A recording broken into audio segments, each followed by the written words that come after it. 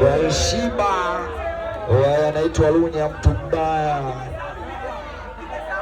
anaitwa Kibe Sound kwa heshima. Sikia. We jamani, na ukiwahi nitakupeleka kwa mama, sio utani, yani amekumisi wa mwenzio nimekumisi. Jamani, usipokuja kia Mungu we anakupenda mimsela nicho basi mwenzako unasi ulitaka ela wigi we hata kijola kwa masala pata tabajaji ili uwai mitaripa kusukula mamtuilo we askuizi mbona muongo we mdaote we unasema uko ababu utoboke hapo una hatari.